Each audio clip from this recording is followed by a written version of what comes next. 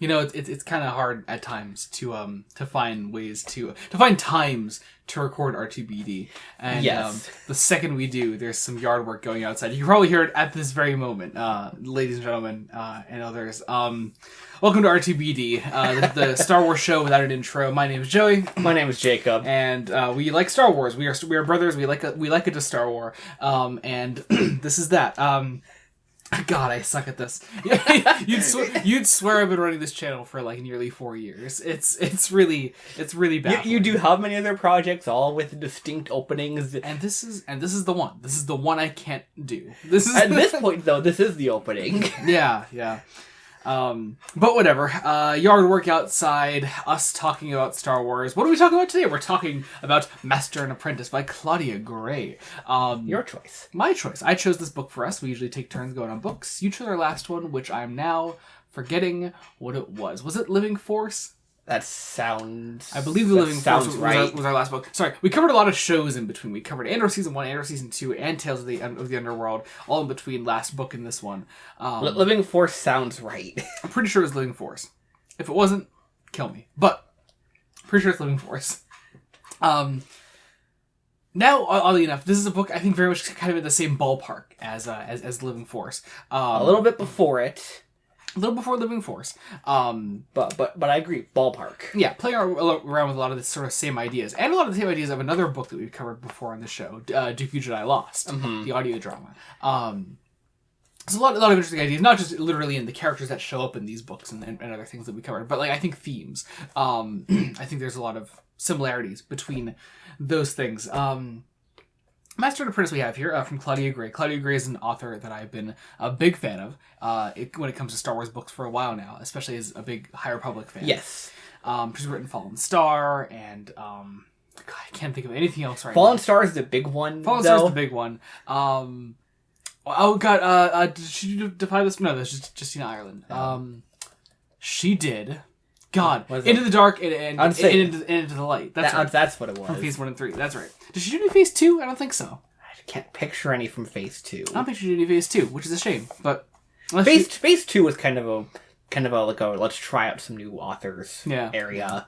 Read some High Republic books, friends. We love the High Republic. Yeah, I'm pretty sure we always go on about it. Also, this episode would have come out sooner than it is right now. But this motherfucker that I'm talking to right now. Yes. This is on me. It was exactly your fault.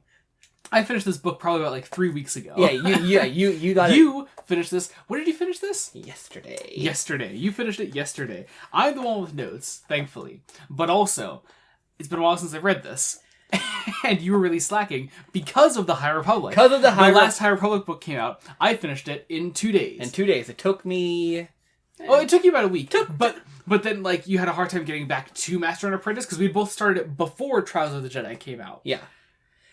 It was that and other reasons. Mm-hmm. So yes, I held the episode up. That's on me. It's totally your fault. But yeah. So if I ever forget things throughout this, just know that it's his fault, and that and that I expect you to retain all the knowledge that I am forgetting. So, I'm sure I have a good idea what happened. Yeah. So let's talk about this. So this is a book about Qui-Gon and Obi-Wan, pre-Phantom Menace, pre-Living Force, pretty early on, I think, in their relationship as Master and Apprentice, as it were. Yeah, it's a few years into it, but enough time has passed that both can clearly feel it's rocky. Mm-hmm. I think, yeah, there's this idea. It's an idea that really gets brought up more towards the end of the book, but it's an idea that sort of permeates the entire book in that, like, Obi-Wan was sort of given to Qui-Gon because Obi-Wan was such a rebellious youngling, essentially. And because Qui-Gon is an equally rebellious master, the idea from the council was essentially, well, we'll give him to Qui-Gon. Because maybe Obi-Wan sees how bad it can be when you're a rebellious Jedi. He'll become a good Jedi and follow all of the rules. He will become the quote-unquote perfect Jedi. Yeah. But there's a lot of doubt in Obi-Wan's mind throughout this. And I think, like, you get to see a lot of... Obi-Wan's struggles with being with a master that, truthfully, he is very unsatisfied with. Yeah. That he feels like he isn't actually able to connect with or learn from in the way that other Jedi are learning.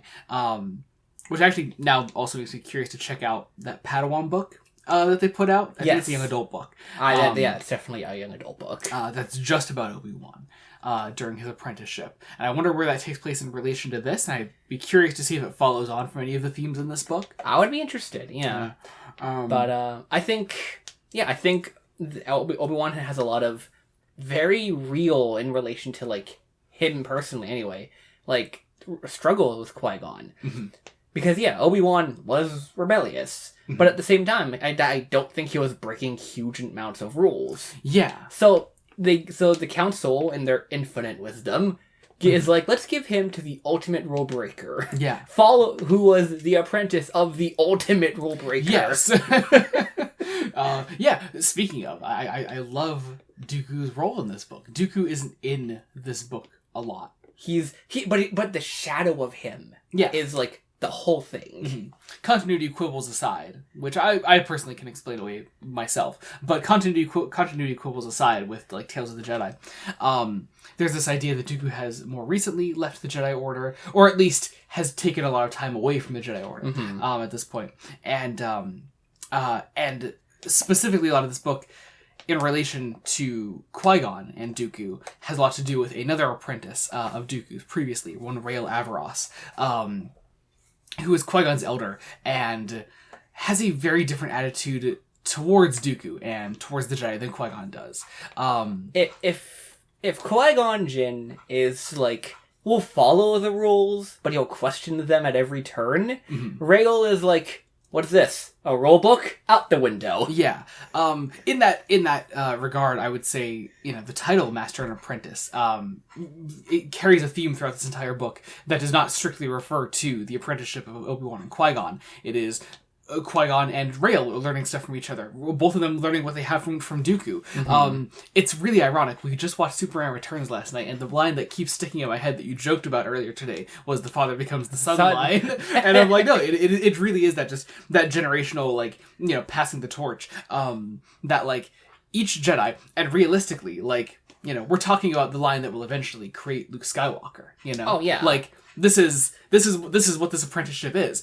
Luke goes back to Obi-Wan. Obi-Wan goes back to Qui-Gon. Luke goes back to Anakin. They both go back to Obi-Wan. That whole other thing. Obi-Wan goes back to Qui-Gon. Qui-Gon goes back to Dooku. Dooku goes back to Yoda. Like, we're following that line and seeing where that all sort of originates and how main characters in Star Wars are created by rebellious acts. It's almost like Star Wars is about rebellion and being anti-authoritarian in general. It's almost like that's the entire point of the franchise. But in that regard, you see the very different lessons that Rael and Qui-Gon have learned from Dooku throughout their apprenticeships. Mm-hmm. And also the fact that they were both taught by Dooku at very different points in Dooku's life. Yes, absolutely. Which I find really interesting. Rael sort of is rebellious because Dooku was so stringent in his ways when he was taught by him. Mm-hmm. But when Dooku went to teach Qui-Gon, something had changed in Dooku. We know what has changed. We know what changed in Dooku. We know Dooku was already getting a little curious about other sides of the Force. But for Qui-Gon, it's like, oh no, he changed for some reason. He's like, no, he doesn't like prophecies. Like, Rael's like, no, he loves prophecy. He loves looking into, like, other sides of the Force and things like that. And then Qui-Gon's like, no, he didn't want me looking into any of that. When he found out, he was pissed. Yeah. And so, I'm actually now forgetting. I wanted to do this before we recorded. I wanted to look back at my Dooku Jedi Lost notes. Oh, yeah, we intended to do that. But, because I just crossed off the note in my notes here that called out Dooku Jedi Lost. And I try to remember what we knew about Rael Averross from Dooku Jedi Lost. Right, because as I said at the time, I think it becomes, as you encompass and engulf more and more of a franchise, mm-hmm. It becomes harder to differentiate where and when you learn something. Yeah. Oh, exactly. I don't know where my notes are on him. Well, somewhere in there they must be. Yeah, I know. I had to have written him down at some point. I would assume so.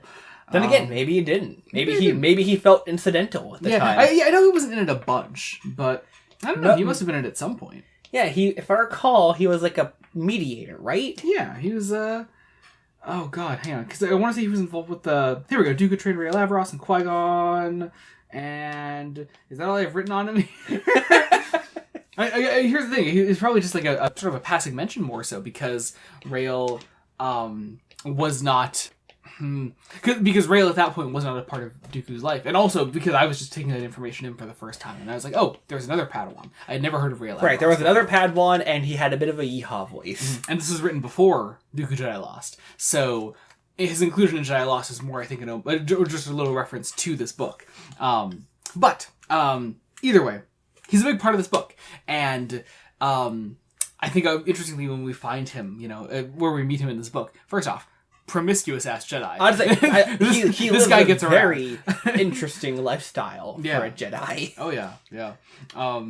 Yeah, probably, like, the definition of, like, there's that great George Lucas quote that goes around occasionally where George Lucas is like, yeah, sure, like, the Jedi don't believe in, like, deep connections, but that doesn't mean they're celibate, Rail Aberoth is that. Rail Aberoth fucks. And Claudia Gray wants you to know that. And sure, that's fair. Whatever. He also consumes a lot of death sticks. Yes, he does. He does. What are death sticks? I do love the sort of dynamic that we find here between Qui-Gon and Rail. Because Qui-Gon, in finding that Rail has become so different, and has strayed so far from his teachings, it becomes kind of a judgy bitch around Rail. Which is definitely interesting. Yeah, yeah. My one note here says Qui-Gon is a judgy bitch, and I have in parentheses positive. It's a good thing. It's a good thing he's a judgy bitch, but I really do love those scenes. You know what? I think a lot of that and a lot of other things that Qui-Gon does that aren't out of character, but, like, I think because we're in his mind, they're on more display, is because at the start of the book, he's asked a very important question. Yeah. Will you join the Jedi Council? Yeah, and that question is hanging over the entire book. There are very clear... Now, here's the thing also. This is another thing where, like, having read Living Force not long before this, we know how that turns out, obviously. And knowing the Phantom Menace, we know how that turns out. Yeah, just a passing knowledge of the prequels will tell you how that story goes. Yeah. But it is still... once again, it's not the ending, it's the journey. That's prequel storytelling in a nutshell. But it is... I think it's interesting to find Qui-Gon at this point in his life when, like, he is at an impasse. And to him, it's also puzzling as to why he was asked, because the council, we already know, doesn't approve of his rebellious nature. I felt he was asked for kind of similar reasons, like Elzar Mann. Yes. We're referring, of course, to a High Republic. Back to the High Republic. Yeah, we're referring to a High Republic character. He was asked pretty much because he has such a different perspective to the rest of the council. It doesn't, of course, stop other council members from purposefully telling Qui-Gon that they don't want him on the council. Namely Yoda. Yoda straight up tells Qui-Gon he does not want him on the council. The offer is still open, but please don't do it. Everyone else is more or less cool with it.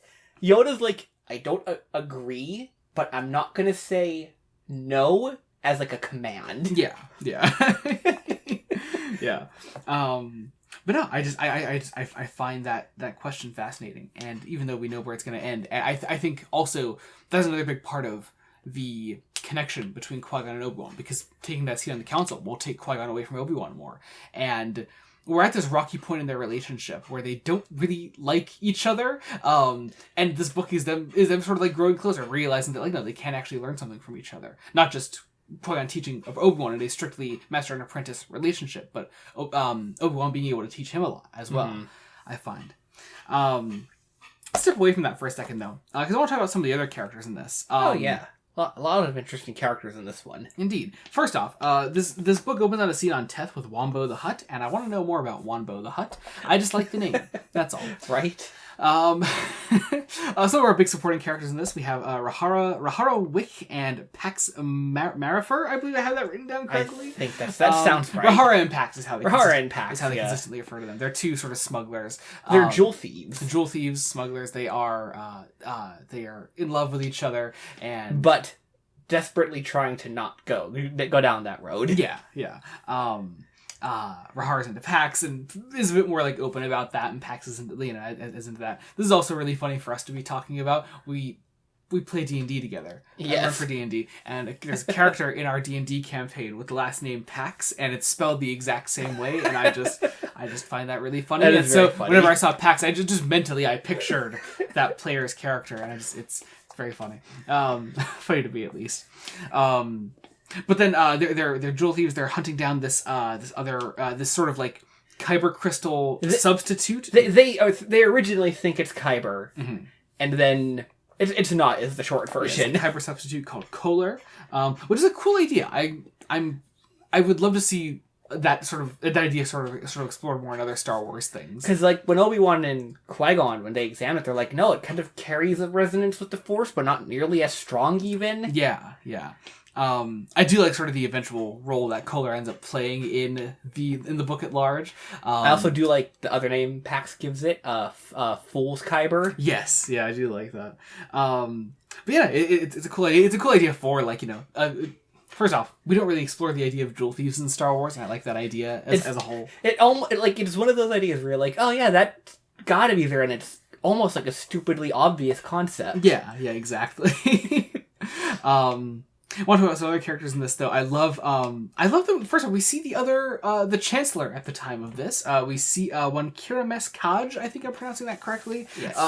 Who's a Togruta Chancellor. And on their way out. Yes. And I don't know, I liked seeing a Chancellor in Star Wars that just didn't want to give up their power. I thought that was nice. Even in the High Republic, this is the good height of the Republic, and no, even that bitch wanted more power. And Lena So was like 3 steps away from just being evil. Yeah, maybe I'm predisposed to thinking that the Chancellor in Star Wars in general should be an evil person. But also I do like the idea in prequel High Republic novels where there's the dual chancellorship of the two people that share the chancellor seat. Yeah, that's definitely cool. But no, we have another chancellor here on the way out, which also really puts in perspective just how short Chancellor Valorum's reign was. Right. My God, this isn't that long before Phantom Menace.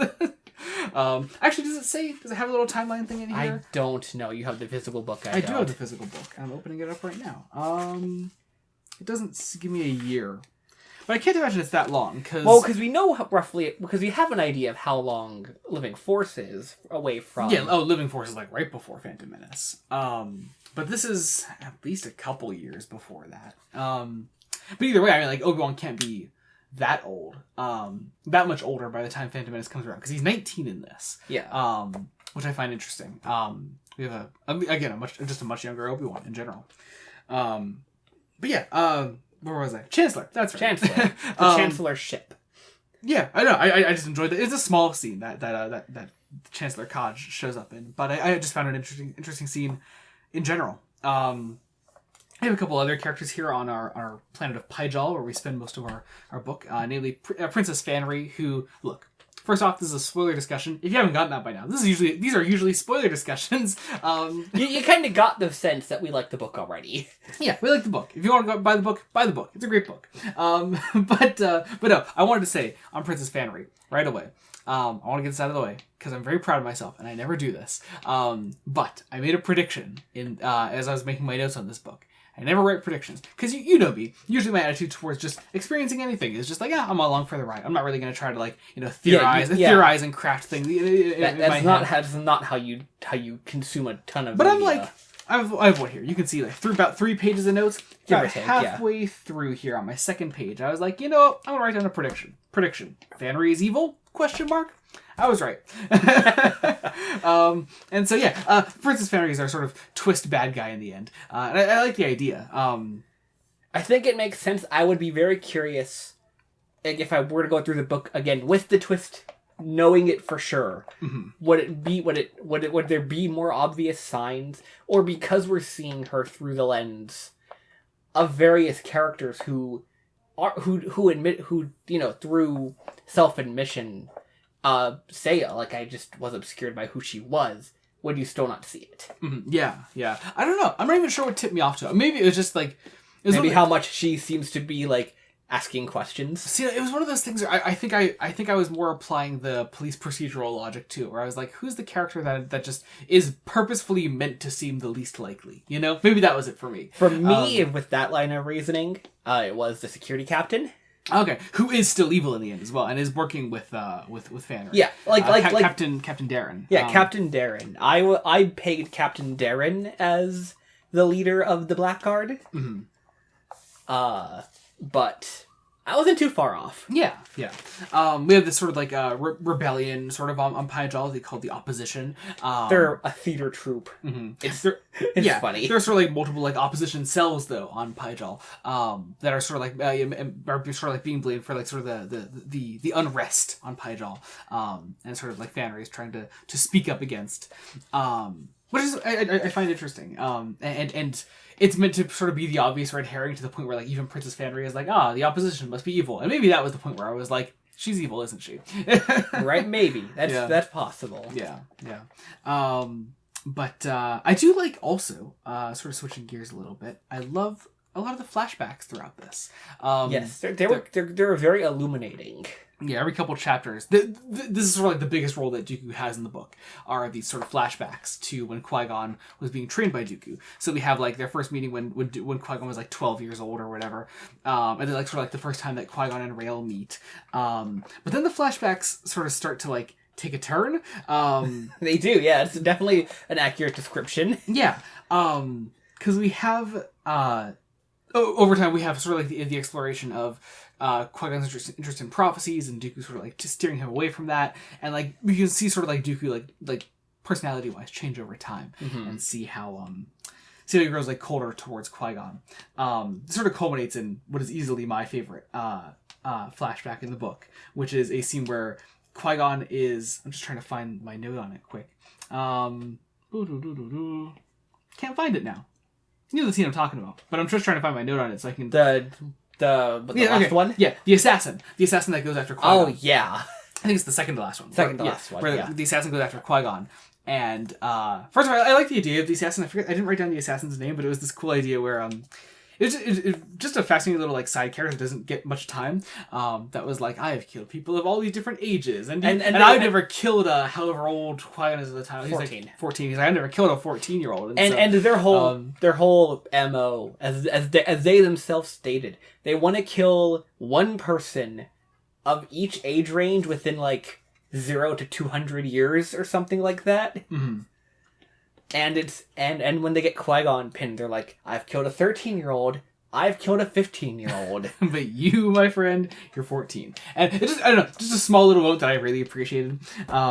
Just you giving that little bit of characterization to a admittedly very small character. They have this one mini chapter, and that's it. But Dooku does see, that his apprentice is being threatened and straight up tortures this assassin. And like it's I don't want to make fun of the moment, but it's one of those moments that you'll see all the time in Clone Wars when Anakin does something like kind of dark, and you'll just hear the fucking Imperial March in the background. Anakin burns a slice of toast, and you just hear dun, dun, dun. And all Padme would say is, "Oh, honey, it's a little too dark." And so am I. What was that? Nothing. But no, it is true one of those moments that I don't know, I just like seeing like at a time when like ideally nobody on the council or nobody in the Jedi Order like was aware of Dooku's turn, as it were. And I like what that does for Qui-Gon. Qui-Gon's like, oh, well that wasn't cool. Yeah. Turns to Rael. Rael is like, dude, just relax. Yeah. and Qui-Gon's like, oh, that's also disconcerting. Yeah. But also like Dooku's role like in the end, when he physically shows up in the book, like I said, he's sort of like the shadow of Dooku is all throughout this entire book. But I do like the moments when he does sort of like kind of pop up in the present day, where there are like moments where like Qui-Gon's like trying to contact Dooku. He just wants Dooku's advice. He wants to know more, especially in relation to Rael. But when Dooku does actually show up in the end, it's him basically trying to convince Rael Avros to join him, and he's trying to like get his first apprentice, sort of. Mm-hmm. I find that fascinating. Sorry, his first Sith apprentice, I should say. Yeah, first Sith apprentice. Yeah, it is, but it is this moment where like you see like Rael decline to join Dooku. I don't remember the exact line, but it's a line about like why we choose the light, not about something about it not being easy, but it's because it's what we should do, something along those lines. Yeah, exactly. I just find that interesting. It's cool. But you know what? Actually, I brought up Clone Wars. I want to bring this up because it reminded me a lot of a Clone Wars episode. Qui-Gon's visions. His sort of predictions of the future reminded me a lot of the Clone Wars episode Assassin.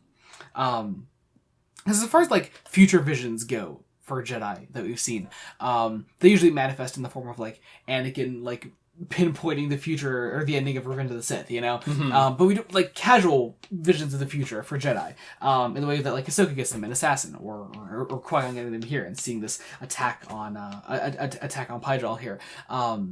I just find that interesting. And specifically, like, they even sort of use the same conventions that Ahsoka uses in that episode. When he's like, no, it's here. I recognize this place. This was in my vision. This is it. Yes. I just find that cool. I like the sort of piecing together of the mystery there.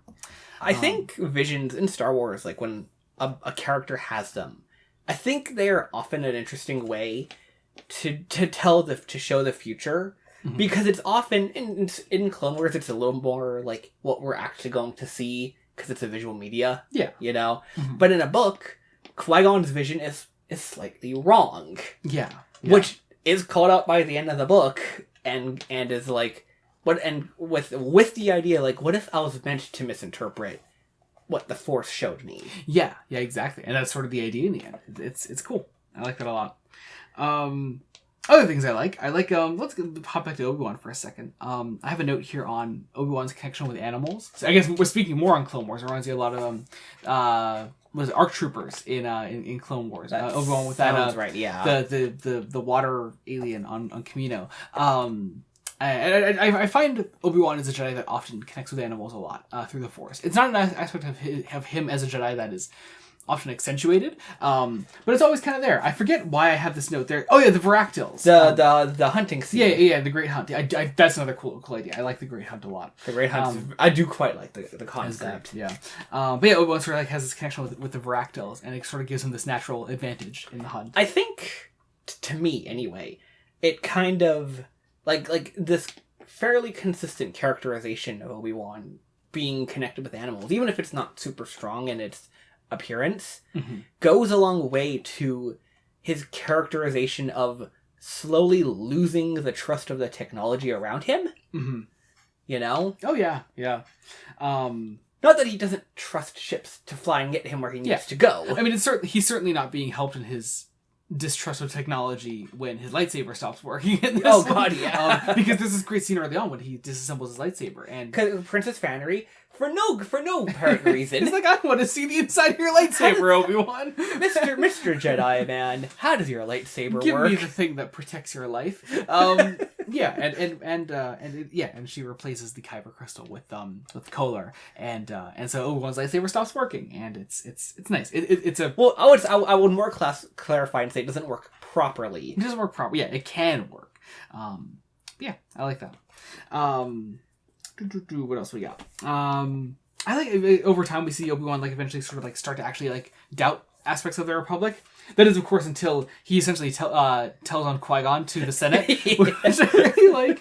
It is this sort of like, you know, this actual breaking point in their mistrust of each other. Well, I love it because it comes at a point when Qui-Gon is full on, I'm not trusting this treaty. I have been sent here to essentially sign on behalf of the Republic.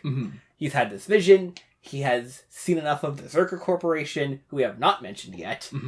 I've seen enough of what their shenanigans and misdeeds are. Yeah. I'm not supporting this. Oh, yeah. Obi-Wan's like, I need to talk to someone. I'll be right back. Yeah, and he tells the council on Qui-Gon, and Qui-Gon gets rightfully pissed off at this. Mace Windu, we get a little Mace Windu cameo as he contacts Obi-Wan back. I also have a note here. I'm pretty sure this is in relation to that, but I feel like this is also continuing on from our Living Force conversation. CC Tin sucks. CC Tin's an asshole. It's just, I'm pretty sure it's part of the scene when Obi-Wan contacts the council, right? Yeah, because he's the first person to do two things. He's immediately like, oh, we should rescind his invitation to the council immediately. What a fucking asshole. Like, sure, I agree. The Jedi Council does not deserve Qui-Gon Jinn. But no, CC Tin's an asshole. I hate this guy. I hated him so much when we were in Living Force. I hate him here. Bad guy. He's a bad guy. He also is the first one to suggest we're calling him, like Qui-Gon Jinn, and other one. I can't think of his name. Yeah, Rael. Yeah. Could not think of his name. Crap. All right. But he was like, we should send them both back right now. Yeah. And I love it. And Yoda's the one who goes, no. First off, it's a lot of logistical issues. And secondly, his invitation stands to the council. Yeah. Like, CC10's entire role in Star Wars up until now, up until we did this fucking show, was to die. To die. He was there. He's one of the guys that makes his little glow stick glow when they go to arrest Palpatine, and then he gets killed in the first 2 seconds of that fight, and that's it. I didn't need to know any more about CC10. If I knew he was this fucking stupid and mean and like, hate this guy. This guy, man. It's kind of like we knew Mace Windu was like a bitch, you know, but he's become so much more of that. Yeah, exactly. Yeah, through this show. I don't know. Also, doesn't CC10 show up for like 2 seconds in a Clone Wars arc? He's like I picture him. Is he in the Citadel arc? He might be in the Citadel. I think arc. It's Citadel, something like that. Yeah, he's in a ship. He like stops like some kind of droid force in space. But now I can't remember what episode he is in. I don't know. I can't think of it off the top of my head. It's one of them. Who knows? But I have a note here on Yoda's advice, and I don't know what that means. Yoda's advice to who? About what? Qui-Gon. I have it right next to his thing about Qui-Gon's visions, and it's probably about that. Yeah, Qui-Gon. What does Yoda say? Because now I'm forgetting. You've read this recently. Yes. If I recall correctly, Qui-Gon calls Yoda, but this is before the announcement that he is not, if I remember correctly, this is before he formally says, hey, I'm not doing this. He calls Yoda. It's like the middle of the night at the Jedi Temple, and he tells Yoda his vision, and Yoda is like, "Damn, dude, that's weird." his advice is more properly, interesting. Maybe don't put too much stock in it because the future is always changing. But I'll keep that in mind. Fascinating. That is his advice to Qui-Gon. And then when Anakin says, hey, I'm seeing someone die in my visions, Yoda is like, fuck you. Right. Isn't that fascinating? Like, I can never get over that scene in Revenge of the Sith when Yoda straight up says, warn them, do not. I'm like, what are... Like, I understand the no connections thing, but like, man, it is specifically the way that scene is worded. That just sounds so fucking cold, even from Yoda. I mean, like, I think the whole point... Especially with all this expanded media we have consumed. High Republic's sort of like just one point in that area, you know? Yeah. I think, like when by the time we reach the prequels, we have actually witnessed, you and I, and anyone else who has read all these books and more than us. Yeah. Like, we have seen that transition from compassion to mourn them do not. Yeah, exactly. Anyway, it's that thing. We're also here's the thing. This question, this book asks and answers a lot more interesting questions than the Living Force does. But going back to sort of Living Force conversation, because I'm remembering that a lot now and how negative we were throughout that conversation. One of our points was that, like, no, it's the book wants to ask those questions but never actually answer them. And it's like, I don't know, we bring up these points and it's like, yeah, sure, we're not answering them. It's not our job to answer them. It is the book's job to answer them. We can pose a million interesting questions, and we do usually in our free time. And we won't have a definitive answer ever.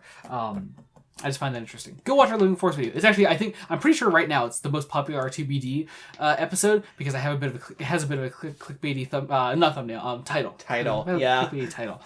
That's fair. Maybe I'll try to get on this one. We'll see how that goes. What do I call this one? I don't know. It'll come. Does Qui-Gon suck? Actually, no. I don't know. We'll figure it out. Anyway. What else do we got here? There's the bit where Qui-Gon thinks to himself, sort of recalling his research into the Guardians of the Wills, and we have Qui-Gon in his head quoting One with the Force, etc. I just appreciate the constant callback to that. As we actually rewatched Rogue One not that long ago. We did, yeah. It was great. It's a great time. It's a good. I know, crazy thing to do after we finished Andor. But yeah, we did that recently, if you can believe it. And that's the thing that happened. I got a note here on Pax's gift for Rahara, the gloves. I like that little gesture.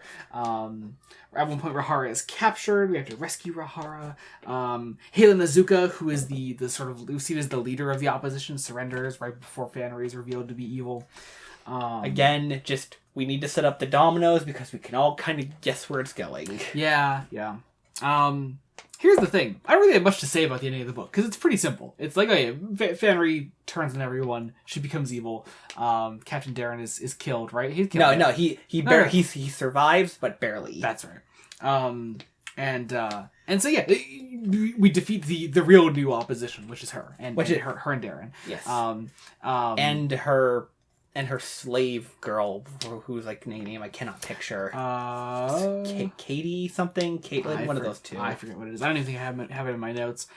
One of my most interesting last couple notes here actually is what? There's a Maz Kanata a cameo. you know what? You're right. Sorry, Maz Kanata. I've heard it both ways. I've never know. They say Maz, don't they? I'm pretty sure they say Maz in Force Awakens, but then I've also heard other people say Maz. I don't know. Maz Kanata. I'm gonna say Maz Kanata. There's a Maz Kanata cameo, which I just find interesting. She talks to Rael because he contacts someone on Takodana, right? Yes. Yeah. So she appears briefly, which I just find fascinating. She has a very it's one of those things where like I like seeing Maz Kanata show up and things because it sort of, because she was created for the sequel trilogy as the sequel trilogy's Yoda essentially, yeah. Abrams wanted to hammer home, she's old, she's ancient, she's lived a really long time. And so without really giving that some weight initially. Yeah, so they have her show up in a couple other things like that take place in like the far flung past of Star Wars. Like here, she shows up in the High Republic briefly. And so it's like, yeah, sure, I get that she's there, but like, I don't know, I want to know a bit more about her personally. And I get that she's there. I understand she's been here a long time. Tell me a little bit more about her, though. I feel like we learned the most about her during the High Republic. Yeah. I just, because she's in the Adventures run, the Phase 1 Adventures run, right? Phase 2. You're right, Phase 2. Because that's even further in the past. Because she's with Dexter Jetster, of all people, from Attack of the Clones. And to not distract Dexter with a mustache. And to not distract from our... Check out High Republic. Seriously, read this whole show is just us telling people to read the High Republic. That's all it is. She seems to be most active. That's when she seems to be kind of younger and more to her prime in that time frame as well. Yeah. Because she's like properly running her like pirate regime. Yeah. She's great. Anyway, Qui-Gon sort of declines his council seat in the end, and we get a little flash forward at the end of the book, which I like a lot. I did like the flash forward. We do get a little flash forward, and it is once again continuing that larger theme of passing down your knowledge through the generation, and it's Obi-Wan choosing internally finally to train Anakin, and passing on what Qui-Gon taught him to the next generation. Oh god, it's great. It's really great. I love also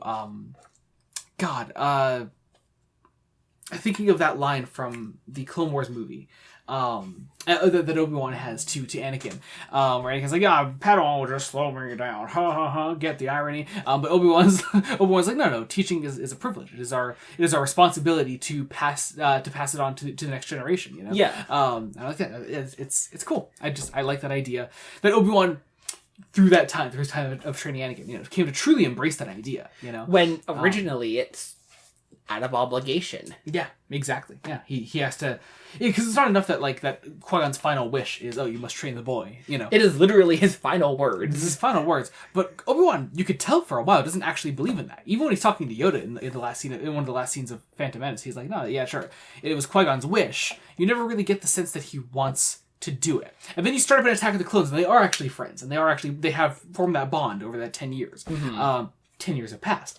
But having a scene like the end of this book that properly shows that Obi-Wan at one point made the conscious choice to want to train Anakin, to want to pass on that knowledge, I think is very important. Yes. So, good stuff. What a book. It was a good book. Good book. Yeah, I don't know. Any final thoughts? Nothing we haven't said. It's a very good early attempt at doing early Star Wars new canon. Mm-hmm. I guess because this is 2019. This came out. This is only 4 years into the new canon, essentially. When I bought it, I got the audiobook. Mm-hmm. You got the physical copy. Mm-hmm. One of the first things the description says is the first pre-Phantom Menace book in the new canon or something like really? that. I guess it would have been, wouldn't it? Huh. Because honestly, there weren't even that many prequel era books. No. Here's the thing, because the sequel trilogy was constantly trying to do the whole, remember when Star Wars was good, aka the original trilogy? Yeah, the original trilogy. Because that was so much of the push in early Disney era Star Wars, even right down to Mandalorian and Solo and Rogue One, they didn't really want to focus on the prequels much. I think our first big push in that, I think personally, was the Obi-Wan show. But but you have something like this. There's a long time in publishing where they just didn't want to touch the prequel trilogy because, as the higher ups at Disney Lucasfilm understood it, people didn't want that. But no, a ton of people want that. They want to see that. It's most of what we covered on this show. We've mostly done, as far as the books go, we've mostly done prequel era stuff. So it's also where you got the most room, so there's that. Also, you bringing up that I have the physical copy, maybe we want to show you. There's this great piece of art here. Oh! When you open up the book initially. I have not seen this. And it just this. looks really nice. I don't know if that's also done by Chloe Zhang, who did the cover of the book. I'm a huge fan of Chloe Zhang's work. No, wait. Chloe Zhang? No. Alice Zhang? Alice X Zhang, I think is her name. Let me look up. Hang on. While you're doing that, I'll see Yes, what my thought was heading. Make your point. Being an early attempt at something pre-Phantom Menace, it's quite good for wanting to set up its own new canon. Yeah. That isn't borrowing from Legends, I assume. Alice X Zhang, that is who did this. Did the cover of this book. I was confusing her name with Chloe Zhao, who directed Eternals. Anyway, no, you might know some of her art actually here. This is you might know this 11th Doctor. Oh yeah, you show me that. A lot of great story. There's a Dune piece. Yeah, I've seen that Dune piece. Oh, this is all the Star Wars Celebration art that she did. Oh, okay, yeah, a lot of really great stuff. Good stuff. Yeah. There's also some fantastic Last of Us pieces that she's done that I'm a huge fan of. So, can I say, be truthful? This cover is the reason I chose this book for us. I am just a huge fan of Alice X Zhang's work, and I'm like, I want to have that piece of art in my collection. I mean, in fairness, for fairly similar reasons, I have chosen other books. That's fair. Speaking of great transition, what are we covering next time on R2-BD? It's a book that I chose, obviously, I suppose. I love that you chose this particular next book. You can tell it to the listeners. It is Into the Void. That's the second title, because it has two titles for some reason. Mm-hmm. Dawn of the Jedi. Into the Void. I don't know why it has two titles. Yeah, by Tim Levin. You chose our next Legends book, which I think is really cool. You chose. I love that you chose a Legends book. I mean, that's cool. I for so long was the only person bringing Legends to the table at R2-BD. It was the Thrawn trilogy. So. Yeah, of course. But I wanted to. I'm glad that you're bringing more Legends, and I know my next book choice after that is another Legends book. So. Very excited about that. But actually, I will say, for those watching, and those that do keep up with R2-BD, after Dawn of the Jedi, Into the Void, we are going to go back to some comics. We're going to go back to some Star Wars and Darth Vader comics, post Vader Down. So we'll be doing that afterwards. So be on the lookout for all that. As long as no surprise Star Wars shows come out in the meantime, our books and comics will be going pretty strong for a while on the show. Yeah. So as long as we don't get another secret Tales of release, then I'll be fine. So... I think that about does it. Yeah, if you enjoyed listening to us, be sure to check out other things that we do on the channel. We cover Star Trek weekly. We're going through Star Trek The Next Generation. I don't know when this is coming out, but we should be about halfway through season 2 at the time of releasing this. Thereabout. Yeah. So that's been really cool. Check out our Patreon. We launched a Patreon, we upgraded the Patreon not that long ago. Yes. On our Patreon, on the Blood Studios Patreon, you can find extras to Fresh Face Comics that me and Jacob Licklider do. We do the extra conversation before the conversation. As far as us, though, you can get our Star Trek reviews a week early, as well as getting exclusive Star Trek commentaries. We're going through all of Star Trek the Original Series again through commentaries. You can listen to all of those. They've been a great time. So yes, they've been good. They've been fun. That'll all be down in the description below. And hey, and also if you don't want to get any of those extra little perks with Patreon, you can just pledge for $1 a month, and you can just get your name in the description of every single Blood Studios video that we put out. So that's a little thing we offer as well. All right, I think that about does it. Thank you all so much for watching. Be sure to join us next time. Until then, this has been Joey Morgan. I'm Jacob. Goodbye.